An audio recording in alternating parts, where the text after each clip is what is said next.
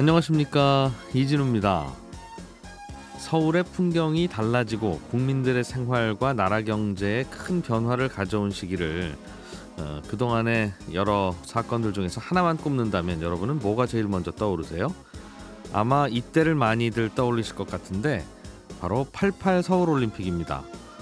올림픽 개최 전후로 우리나라가 많이 변하기도 했고 많이 알려지기도 했고 또 경제적으로도 더 도약을 하지 않았나 싶은데요. 사실 처음에는 이 올림픽 유치를 누구도 예상하지도 기대하지도 반기지도 않았다고 합니다. 오늘 역사 속 경제 이야기 시간에 경제사에서도 꽤 중요했던 88 서울올림픽, 그 당시에는 어떻게 시작하게 됐는지 한번 들어보겠습니다. 우리나라의 다양한 산업 기술들을 살펴보면 더 빨리 더 나은 수준을 달성하는 것에 탁월한 역량을 보여왔습니다. 이른바 패스트 팔로워라는 별명도 갖고 있는데요. 진정한 기술 주권을 강화하고 선진국이 되기 위해서는 그 분야에서 자꾸 기초적이고 원초적인 질문을 던져보고 새로운 시도도 해보고 시행착오를 통해서 수정하는 그런 경험을 많이 쌓는 게 중요하다고 하죠. 오늘 체크리스트 시간에는 혁신의 시발점이 되는 질문들을 다룬 최초의 질문이라는 제목의 책을 함께 읽어보겠습니다. 손에 잡히는 경제 플러스 광고 듣고 시작합니다. 올림픽은 단순한 스포츠 행사가 아니라 경제적인 관점에서도 참 중요한 이벤트인데요. 88 서울올림픽 이후에 우리도 경험했었죠. 대한민국 상품에 대한 이미지와 신용도도 올라가고 그러다 보니 국민소득도 향상되고 수출도 늘어나고 많은 변화가 생겼는데 이 올림픽을 유치하는 과정은 결코 쉽지 않았습니다. 참 사연도 많고 말도 많고 어려움도 많았다고 하죠. 오늘 역사 속 경제 이야기 시간에는 우리나라가 88 서울올림픽을 어떻게 유치하게 됐는지, 이것도 지나고 나니까 굉장히 오래전 일이네요. 한번 살펴보겠습니다. 역사 스토리텔러 썬킴 씨와 함께합니다. 어서 오세요. 안녕하십니까. 오래된 일이죠. 2002 월드컵도 요즘 역사책에서 기술이 되고 있습니다. 그래요? 2002년도 월드컵 때 태어난 친구들이 성인이에요. 술 먹을 수 있어요. 오, 그러네요. 그렇죠. 오. 야. 그러니까 엊그제 같지 않습니까? 그 박지성 선수가 이제 골 넣고 히딩크 감독한테 다 안기는 거. 야, 지금 술 마시는 그 친구들은 그 장면을 실제로는 못 봤겠네요. 그 다큐멘터리로 보는 거죠. 야. 그 20년 전인데 그거 한 번만 더 지나가면 우리 칠순잔치 해야 돼요. 그 왜 또 아침부터 그 심란한 소리를 하십니까? 아니 그만큼 세월이 빨리 흐른다 이거죠. 시간이 아깝다. 죄송합니다. 오늘은 그보다 더 과거로 지나가는 88 서울올림픽 이야기. 88년에는 썬킴 선생님은 뭐였습니까? 고등학생쯤 됐었을 것 같은데요. 고등학생이고 88 서울올림픽 때 저는 이제 미국을 갔죠. 올림픽 안 보시고? 그렇죠. 오, 그렇군요. 야, 그때는 참 해외여행 자유화 이전이었거든요. 지금은 각 구청마다 여권이 나오잖아요. 그때는 대한민국에서 여권 발행하는 곳이 딱 한 군데밖에 없었어요. 광화문에 있는 정부종합청사에 있는 외교부 여권과. 그리고 또 바로 안 줬거든요. 네. 각 지역에 있는 반공 연수원에 가가지고 하루 동안 반공 연수를 받아야 돼요. 해외에서 북괴 공작원 접촉 시 신고 방법 등등등. 또 그 당시에는 중국과 수교 전이기다 보니까 해외에서 중공 유학생을 만났을 경우에 피하는 방법. 중공 유학생을 피하는 방법. 그런 거. 그거를 이수로 하면 반공 연수증을 주거든요. 네. 이걸 가지고 부산에서 서울까지 올라와서 광화문 여권과에 제출을 하면은 여권이 나와요. 그 여권을 갖고 미국으로 가셨군요. 갔죠. 88 서울올림픽 같은 경우에는 참 많은 분들이 이제 전두환 정권에서 추진을 했다고 알고 계시는데 박정희 정권이 처음 추진한 거가 맞습니다. 아, 그때부터 유치 노력을 시작했어요? 그 임자 한번 유치 한번 해봐. 해서 실제로 박정희 정권이 유치를 추진을 했는데 아시다시피 79년 10월 26일 11.6 사건 때문에 중단이 되죠. 이제 신군부가 이제 집권한 다음에 본인은 내가 한번 추진해야 되겠어. 추진을 해요. 그래서 덜컥 이 유치 신청서를 내요. 1988년도 하계 올림픽 신청서를. 근데 서울시와 대한체육회가 들고 있는 거예요. 돈 없다 우리는. 각하 이러시면 안 됩니다. 특히 서울시 같은 경우는 딱 그 장부까지 보여주면서 우리 건설할 돈이 없다고. 아하. 그때는 뭐 잠실에 아직까지 주 경기장이 없던 시절이니까 경기장도 없고 돈도 없는데 어떻게 하실 거냐. 당시 이제 그 우리나라의 IOC 위원이 김택수 위원이라고 네. 나와서 얘기해요. 이건 불가능하다고. 올림픽 하시면 안 됩니다, 카카. 이미 신청했는데 그러니까 똑같죠 이거. 와. 신청한 걸 취소할 수는 없으니까. 이건 정주영 회장의 주장이에요. 대신 망신당할 민간인을 보내자. 당시 서독 바덴바덴에서 이제 그 유치지를 결정을 하는데 정부 관계자가 가면은 약간 면이 안 떨어질 수 있으니까. 아니 100% 떨어진다고 했어요. 뭐라고 얘기했냐면 우리가 그게 79표 정도 그 IOC 위원 투표가 있는데 여기서 우리 대한민국이 몇 표가 나올 것 같냐? 했더니 딱 3표 나온다는 결과 나왔어요. 우리나라, 미국, 대만. 당시 경쟁 도시는 일본 나고야시였거든요. 네. 다 나고야 찍지 서울은 딱 3표밖에 안 나온다고. 이 망신 감당할 수 있겠냐? 우리 정부 우린 못 간다. 그럼 대신 망신 당할 수 있는 민간인 보내자. 누굴 보낼까? 근데 이거 해봤어 이거 하지 말고 해야 돼. 당시 이제 정주영 회장이 이제 그 전경련 회장이었거든요. 그러니까 정주영 회장 자서전 보면은 정부가 나를 대신 망신 보내려고 보내는구나라고 느꼈대요. 아하, 보내질 때는. 네. 그래가지고 서독으로 떠나는데 나는 말이야 일단 가면은 망신 안 당할 거야. 내가 유치할 거야. 보라고 해서 가요. 조중훈 회장 등등등 재벌 오너와 함께 갑니다. 전경련 멤버들이 출동했네요. 출동을 한 거죠. 정부 관계자는 서울시장과 IOC 위원 우리나라 측에서는 오지도 않았어요. 알아서 하라고 그쪽에서. 나고야는 이미 그 자기네들이 이제 유치를 성공한 거로 보고 이제 홍보관은 사진 몇 장 걸어놓고 그냥 띵까띵까 놀고 있었대요. 홍보관 확실하게 만들라고 정주영 회장이 이제 특히 유치팀 리더니까. 그래가지고 KBS랑 한국 국립영화제작소가 총동원돼가지고 정말 화려한 그 홍보관을 만들어요. 유럽에 있는 현대지사 모든 그 현대맨들 다 동원하자. 홍보하라. 그러면서 뭘 했냐면 그 일본 나고야시는 그 IOC 위원들에게 다 이제 세이코 시계를 하나씩 다 선물했어요. 당시에 일본의 대표 상품이었죠. 그렇죠. 우리는 뭘 선물할까 하다가 서독에 있는 모든 꽃집 다 동원해가지고 가장 싱싱한 빨간 장미 꽃바구니 갖고 오라고. 그래서 아침마다 IOC 위원들이 묵고 있던 호텔 방 문 앞에 장미꽃 바구니를 놓고 간 거예요. 야, 당연히 이제 부부들이 왔기 때문에 우리 기자님도 잘 아시겠지만, 그렇지.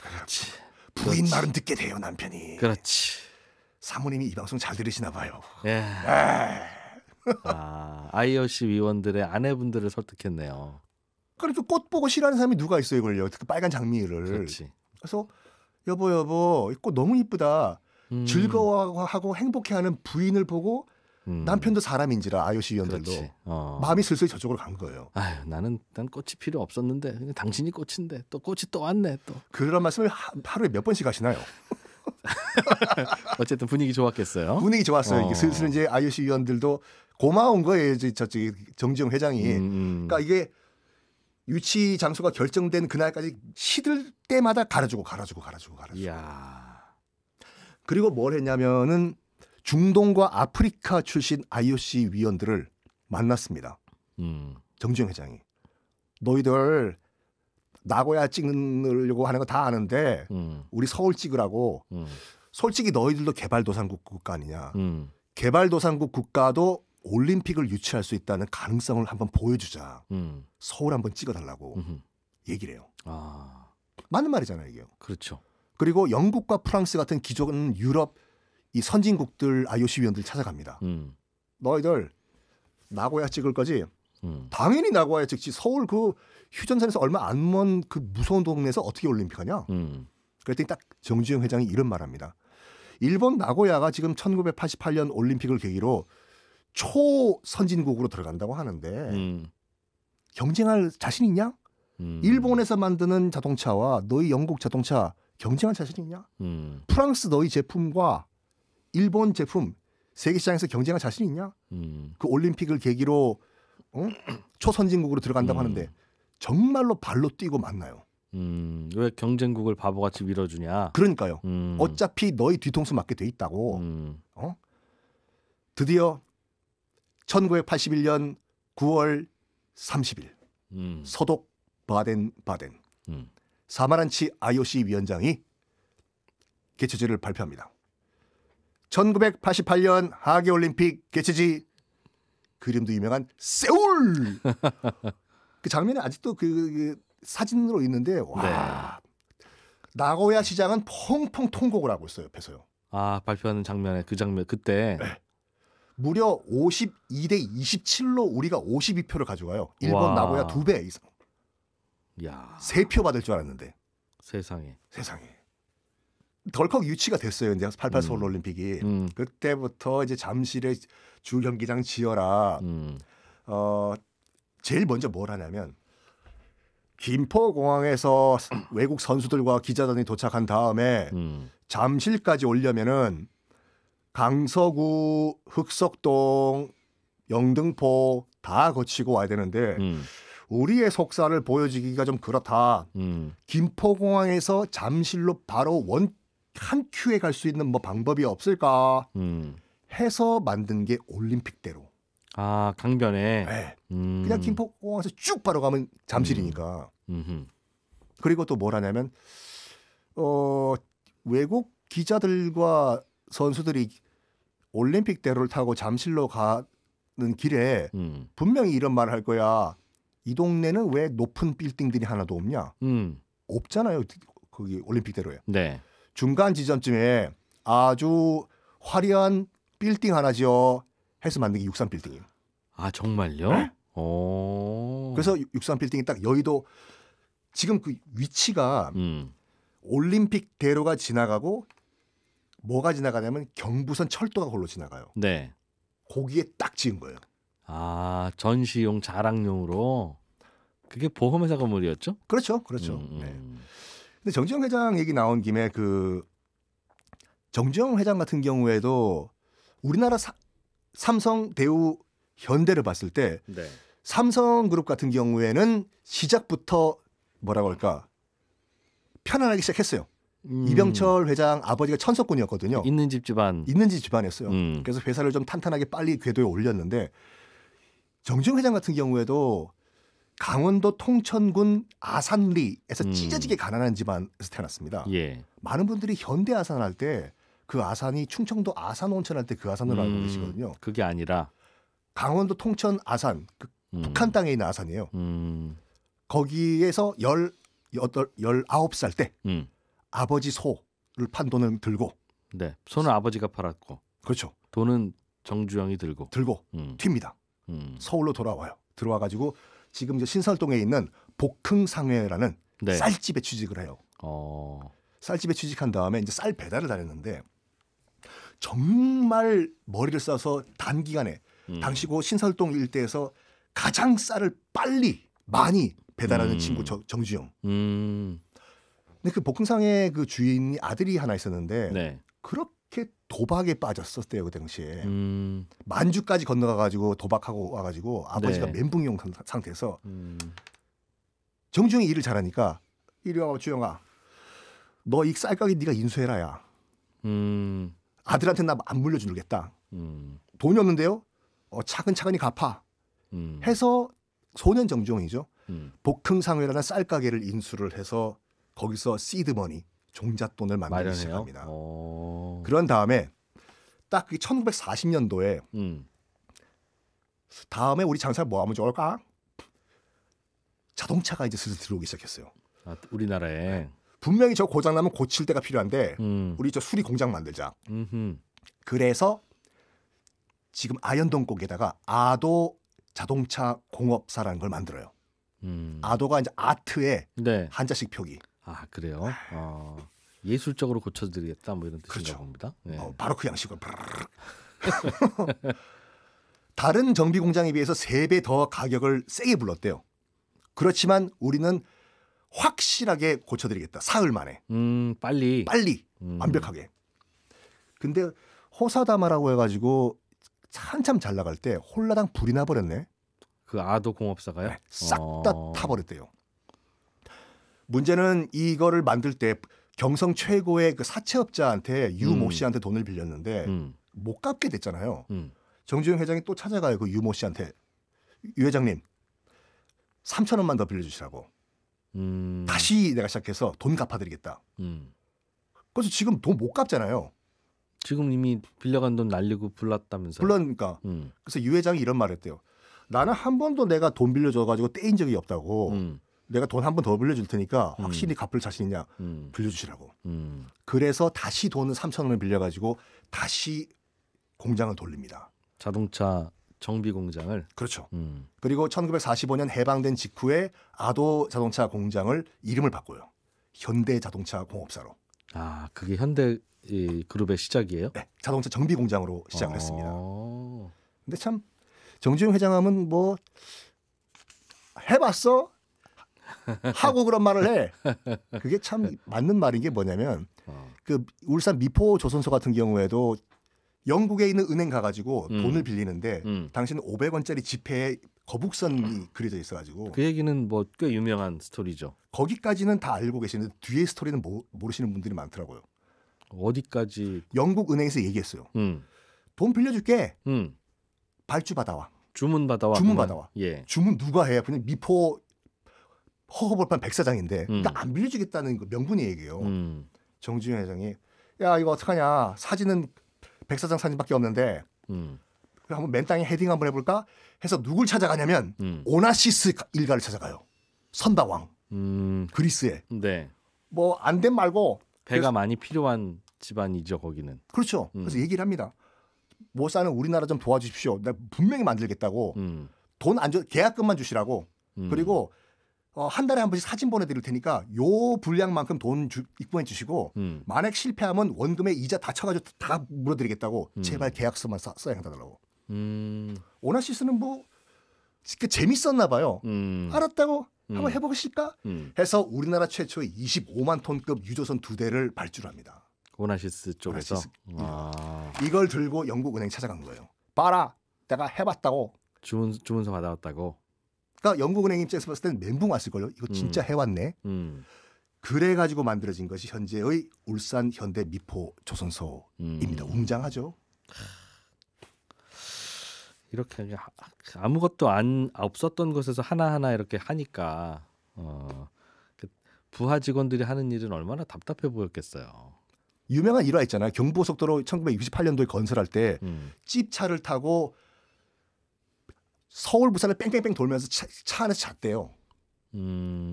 검정색 찝차. 당시는 그 회장차 한 대밖에 없다 보니까 건설을 하는 이 인력들이 그 차만 지나가면은 더 열심히 일하고.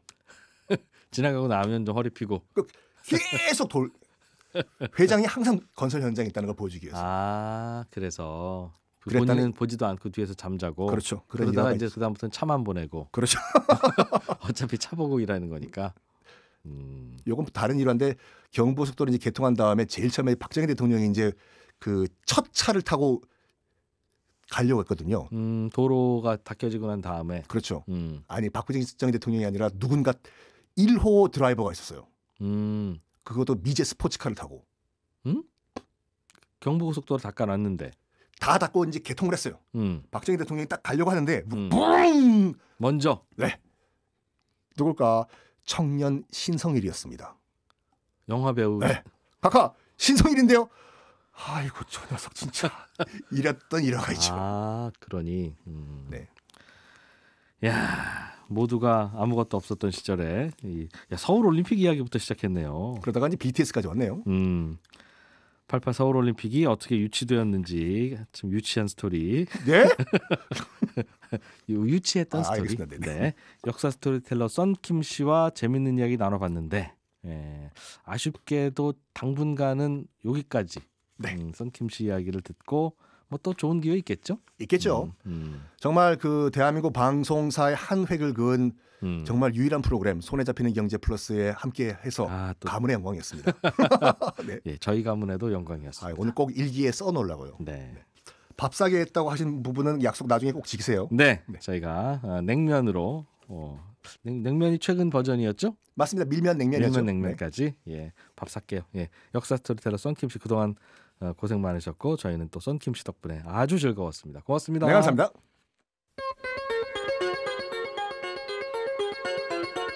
네, 이렇게 썬킴 씨 보내드리고 저희는 1부 마무리하고 2부에서 저는 다시 돌아오겠습니다.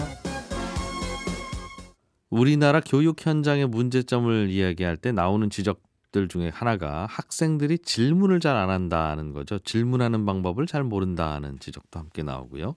이게 그도 그럴 것이 다들 답을 빨리 찾는 기술만 배우고 가르치다 보니까 근본적인 질문을 하는 인재를 키울 수 없다는 게 문제점으로 지적되고 있는데 지금 우리 눈앞에 펼쳐지고 있는 다양한 산업들, 우주산업, 자율주행 자동차 같은 놀라운 기술들은 모두 도전적인 질문 하나에서 시작됐다고 합니다. 오늘 체크리스트 시간에는 최초의 질문이라는 제목의 책을 함께 읽으면서 우리는 어떤 질문을 해야 되는지, 기술 선진국으로 가려면 어떤 질문들이 중요한지에 대해서 들어보죠.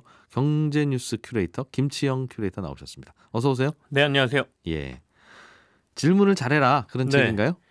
맞습니다. 그러니까 우리는 사실 질문 속에서 살고 스스로 질문을 하면서 또 발전을 하지 않습니까? 그래서 어떤 질문을 던지느냐, 또 그 질문에 답을 찾기 위해서 얼마나 노력하느냐에 따라서 자신을 얼마나 발전시킬 수 있느냐가 좌우되기도 합니다. 예. 이 책은 우리가 기술 선진국 반열에 오르기 위해서 어떤 것들이 필요한지를 살펴보는 책인데 그 출발이 바로 질문, 그것도 그 누구도 제기하지는 않는 최초의 질문에 있다 이렇게 얘기하는 책입니다. 우리도 뭐 이제 기술 나름대로 좀 있는 나라인데 제조업도 네. 발전하고 그런데 뭐 원천 기술 내지는 우리가 세계 최고지 이렇게 얘기하기에는 좀 아직은 부족한 이제 그런 나라인 것 같아요. 보통 기술 선진국이면 뭐 일본, 미국, 네. 뭐 독일 이런 나라들 생각하는 거겠죠. 맞습니다. 저 나라의 저 기술은 세계 1등에 하는 그런 기술 갖고 있는. 네, 근데 이제 기술 선진국을 어떤 나라다 이렇게 이 책에선 규정은 하지는 않고 있고요.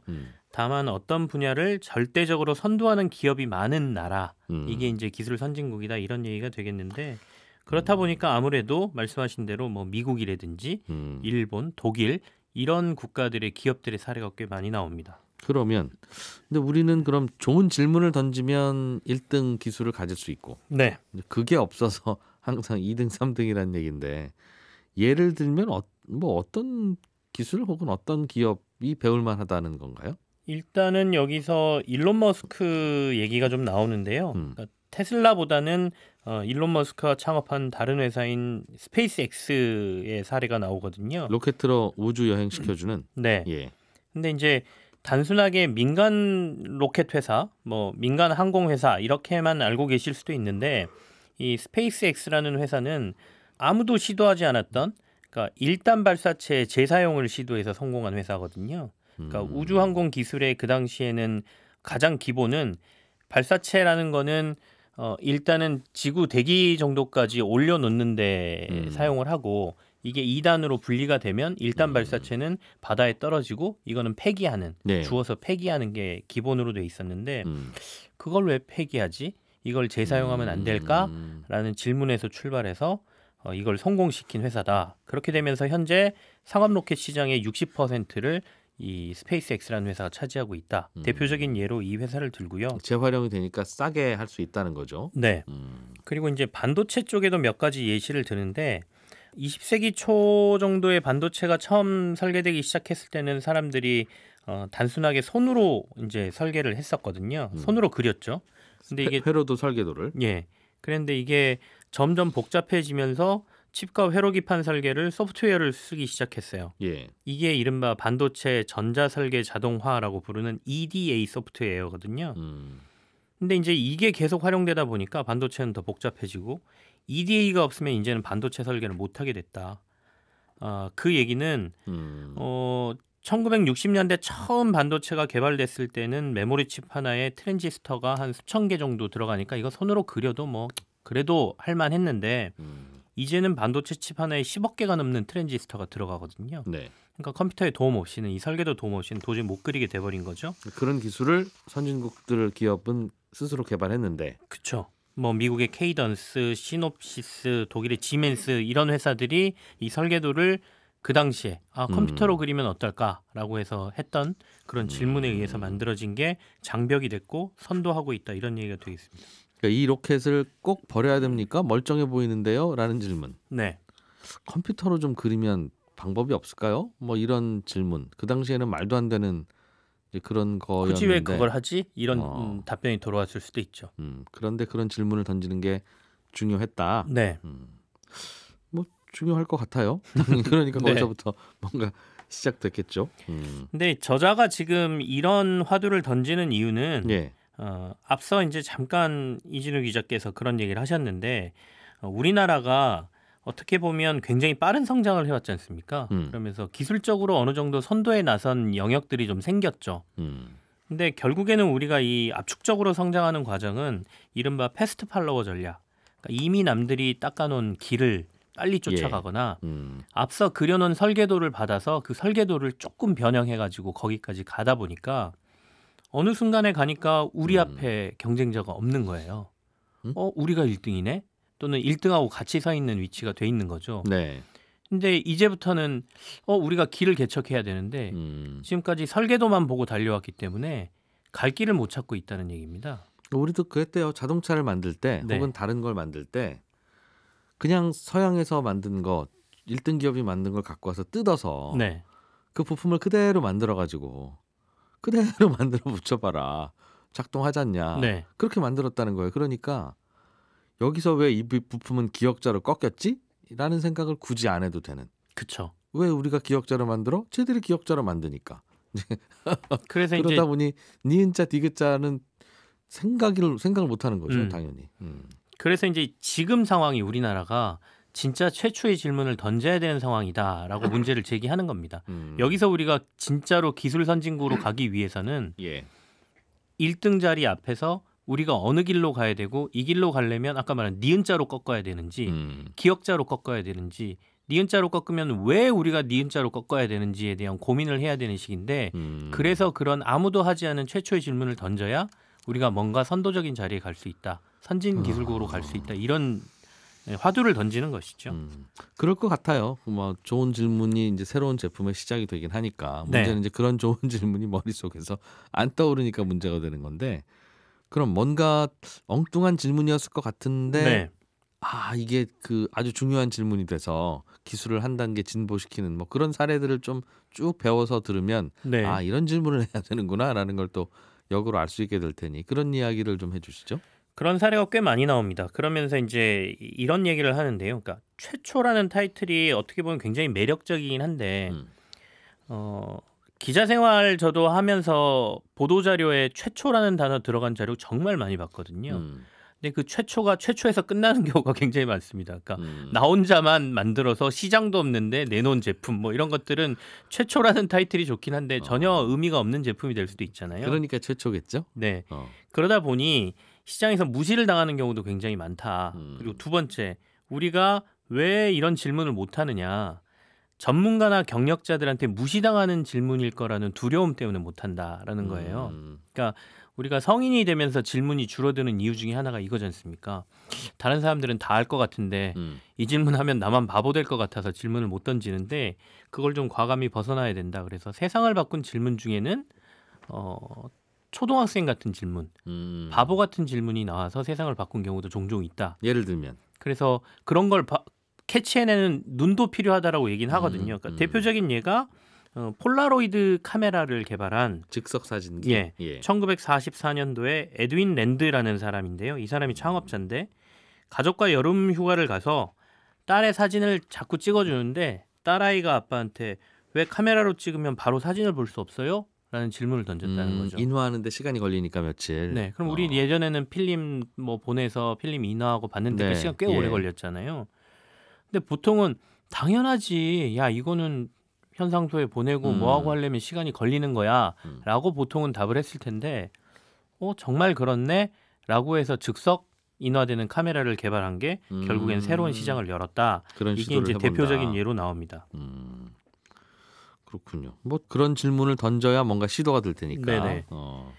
그 외에 이제 인텔 사례도 나오거든요. 그러니까 인텔이 지금 정도의 규모 그리고 반도체에서 핵심 회사가 되게 만든 질문은 인텔 내부에서 나온 게 아니라 외부에서 나왔다라고 얘기를 하는데요.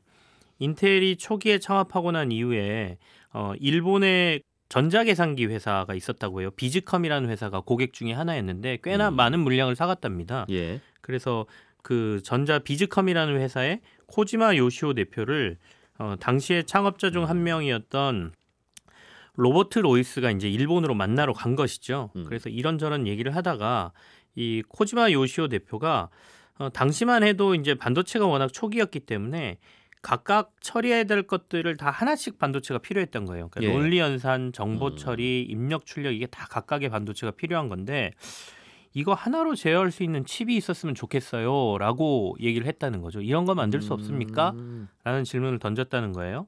근데 당시 기술자들 사이에서 1960년대에 이런 기능을 결합할 수 있는 칩을 만들 수 있다는 주장은 있었지만 시도한 곳은 단 한 곳도 없었다. 현실 가능성이 좀 없다라고 봤다는 거죠. 그런데 고객인 일본 회사 대표가 전자계산기 회사 대표가 물어보니까 네. 그래서 그 자리에서 고민을 하다가 기술도 없고 한 번도 생각한 본 적은 없지만 덥석 계약을 하고 왔답니다. 그러니까 이 칩을 만드는 대가로 10만 달러를 받고 만약에 제품이 생산되면 칩당 50달러, 6만 개를 공급하겠다 이런 계약서를 받고 와서 돌아와서 거기에 대한 질문에 대한 답을 찾기 시작했고 이게 2년여의 시행착오를 거쳐서 CPU의 첫 모델인 인텔 404라는 칩이 개발됐고요. 컴퓨터의 두뇌라고 하는 CPU가 네. 원래 각각 떨어져 있는 것들을 하나로 좀 모아봐 주세요. 라는 이야기에서 시작됐다는 거네요. 네. 그래서 이제 머리 두뇌가 된 것이죠, 컴퓨터에. 근데 그러고도 8년 동안 구매처가 없어가지고 고생을 하다가 제품 개발은 계속하면서 업그레이드는 했는데 예. 81년도에 IBM이 처음으로 PC 그러니까 퍼스널 컴퓨터라는 시장을 열면서 이 CPU가 폭발적으로 성장을 하는 계기를 마련했다. 그러니까 그 코지마 요시오 대표의 그 질문이 없었다면 아마 인텔도 이런 회사가 되지 못했을 거다 이런 얘기를 합니다. 엉뚱한 질문을 그대로 흘려보내지 마라. 네. 하기야 뭐 고객이 돈 준다니까 흘려보내기는 어렵겠죠. 네. 그랬을 수도 있죠. 근데 보통은 이거 뭐 저희 제품은 없습니다. 안 됩니다라고 대답했을 가능성도 높지 않습니까? 대개는 지금까지의 사례를 보니까 무시할 수 없는 분의 엉뚱한 질문이 항상 혁신을 이뤘네요. 네. 이것도 이제 딸이 보통 아빠한테 카메라 바로 좀 사진 찍을 수 없어요? 뭐 이랬으니까 한번 생각해 볼까? 뭐 이렇게 하는 거지. 뭐 남편이 물었다든가 그러면 맨날 쓸데없는 소리 하니까 그런 생각은 단 한 번도 안 해봤는데 책 읽으면서 뭔가 사례가 그러니까 생각을 하게 만드는 그런 분이 던졌던 질문이었네요. 네. 질문을 하는 것도 중요할 것 같고요. 그러니까 머릿속에 떠오르는 질문을 구체화해서 던지는 것도 중요하지만 앞서도 말씀드린 것처럼 이 질문을 들었을 때 이거는 안 되는 거야 황당해라기보다는 그 질문을 듣고 답을 찾아보려고 노력하는 것 이게 좀 중요하다는 거고요. 그리고 뒤쪽에 이런 얘기들이 조금 더 해드리겠지만 이 질문을 해결하려고 하는 구체적인 행동을 하는 것도 굉장히 중요하다. 그러면 어떤 식으로 이 문제를 해결할 것이냐 뭐 이런 것도 조금 조언을 해주기도 합니다. 그렇군요. 그래서 뭔가 압박을 해줄 수 있는 사람이 질문해야 된다. 네. 또 어떤 사례들이 있었어요? 과거의 사례만 제가 얘기를 드려서 가장 최근 사례로 나온 걸 한번 말씀드리면 코로나19 백신을 만든 mRNA 이라는 게 있지 않습니까? 들어봤어요. 네, 예. 이것도 이제 그 하나의 질문에서 시작됐다라는 건데요. 근데 조금은 어렵습니다. 의학적인 부분이라 그래서 제가 조금 설명을 드리면 세포가 외부에서 주입된 mRNA를 받아들여서 단백질을 만들 수 있다면 이 원리로 약을 만들 수 있지 않을까라는 질문에서 출발했다 이렇게 얘기를 합니다. 무슨 얘기죠? 이걸 조금 이해를 하시려면 DNA부터 조금 이해가 되셔야 되거든요. 그러니까 mRNA는 1961년도에 이미 존재가 밝혀졌어요. 그럼에도 불구하고 지금까지 딱히 약이라든지 뭐 백신이라든지 이런 데로 개발되지 않았던 기술인데 mRNA가 우리가 알기 전에 1953년도에 DNA의 이중나선 구조를 알게 됩니다. 그건 교과서에 있었던 것 같아요. 예. 이 이중나선 구조의 핵심은 이런 거잖아요. DNA의 염기서열이 20가지의 아미노산을 조합해서 우리 몸에 필요한 여러 가지 단백질을 만들어내는 암호다 이거거든요. 이게 무슨 얘기냐면 이 염기서열 조합을 알고 있으면 이게 세포에게 전해지고 이 세포가 이 조합대로 단백질을 조합해서 조직도 만들고 기관도 만들어낸다는 거예요. 몸 안에서. 이 DNA의 네. 설계도를 바탕으로 네. 안에 있는 암호나 뭔가 네. 아미노산의 조합을 가지고 우리 몸 안에 세포라든지 기관들을 만들어낸다는 거죠. 뭘 만들 때 설계도다 그럼. 네, 일종의 설계도라는 참고서. 거예요. 네. 예. 그래 이걸 알았으니까 우리가 몸 안에 많은 비밀을 이제 알 수 있겠네라고 생각을 했죠. 근데 여기서 고민이 되는 거예요. 그러면 그 아미노산의 조합이라는 DNA의 이 조합을 누가 세포한테 알려주지? 몸 세포가 안에서? 이 설계도대로 만드는 것 같긴 한데 네. 이 설계도를 어떻게 세포한테 알려주냐? 네, 그걸 밝히지 못했었는데 그걸 mRNA라는 게 하는구나. 몸 안에 있는 거예요, 이것도? 네, 몸 네. 안에 있는 겁니다. 네. 그래서 이거를 아까 말한 조합을 복사를 해서 mRNA가 세포에 가져가서 이대로 하세요라고 전달하는 전달자의 역할을 하는 겁니다. 네. 그래서 mRNA가 이런 걸 하는구나. 그러면 우리가 밖에서 mRNA를 만들어서 몸 안에다가 조합을 이렇게 하세요라고 넣어주면 이게 세포한테 가서 뭔가를 하겠구나. 이걸 약에 활용하면 뭔가 치료제를 만들든지 백신을 만들 수 있겠구나라는 걸 그때 알아낸 거죠. 그게 1961년입니다. 네. 근데 이게 지금까지 전혀 개발이 안 돼 업그레이드가 왔던 안 되고 거잖아요. 있다가. 업그레이드가 안 됐던 거잖아요. 근데 어쨌든 그 질문은 거기서 출발을 했던 거고요. 근데 이제 가장 큰 문제는 의료계에서 외부에서 뭔가 새로운 걸 집어넣으면 몸 안에서는 면역 체계가 작동하거든요. 거부하죠. 이상한 게 들어왔어. 예. 거부를 하거든요. 그러면 이걸 거부하지 않게 뭔가를 쌓아서 넣어야 되겠구나라는 추가적인 질문을 만들어냈고요. 예. 그거를 1980년대 들어오면서 해결을 합니다.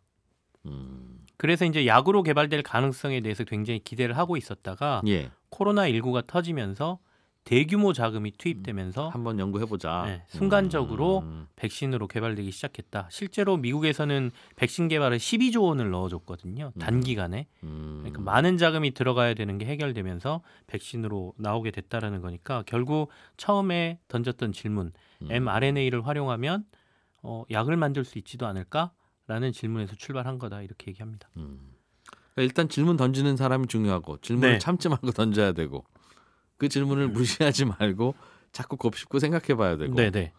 그렇게 해서 해볼까라고 생각하면 아마 처음에는 이렇게도 해보고 저렇게도 해보고 하기 위해서는 여러 사람의 도움이 필요했을 텐데 네. 또 그런 주변에 네트워크도 있어야 되겠네요. 인적, 물적 네트워크가. 맞습니다. 그래서 5가지 정도의 순서를 제시하는데요. 첫 번째는 도전적인 최초의 질문이 있어야 되고 그리고 작은 것부터 버전을 빠르게 높여가는 스몰 베팅. 예. 그러니까 이걸 해결하기 위한 과제를 너무 높여서 만들지 말고 하나씩 조금씩 해결해 나가는 거. 그래서 예를 드는 게 스페이스X가 1단계 추진 로켓을 다시 착륙하게 만드는 거를 처음에는 1m에서 착륙하게, 2.5m에서 착륙하게, 4m, 100m, 250m, 700m 예. 이렇게 하고 성공을 시키면서 갔다는 거거든요. 그러니까 이런 식으로 스몰 베팅을 해야 된다라는 거고요. 그다음에 세 번째가 외부의 지식과 여러 가지 오픈 네트워킹을 해야 된다. 안에서만 얘기하면 절대로 해결할 수가 없고 최초의 질문을 던지는 사람은 모르고 던지는 경우가 되게 많다. 아무것도 모르니까 던질 수 있다는 거예요. 그래서 외부의 전문가들하고의 네트워킹을 통해서 이걸 현실을 시켜나가야 되고 예. 그리고 시행착오가 굉장히 많아질 텐데 이거를 잘 쌓아가는 축적의 시스템. 이거 실패하면 뭐가 잘못됐는지 그런 축적 시스템이 필요하고 그리고 매 단계 굉장히 철저하게 실행하면 성공해 나가는 게 필요하다. 이 5단계를 거쳐야 된다라고 얘기하죠. 야, 좋은 질문도 나와야 되고 네. 그 질문이 파묻히거나 무시당하지도 말아야 되고 그 다음부터도 그 질문에 대한 답을 얻는 과정에서 여러 가지 지원도 필요하고 네. 이게 다 되려니까 이게 아무 나라에서는 다 안 되는 거네요, 이게. 어느 정도 기술 축적도 있어야 되고요. 있어야 되고. 네. 다양한 네트워킹도 있어야 되니까요. 그리고 누군가 도전하다가 실패하더라도 여기까지는 기록을 또 남겨놔야 되고. 맞습니다. 그렇군요. 김치형 경제뉴스 큐레이터였습니다. 고맙습니다. 네, 감사합니다. 네, 손에 잡히는 경제 플러스 여기서 마무리하겠습니다. 저는 내일 아침 8시 30분에 또 찾아오죠. 이진우였습니다. 고맙습니다.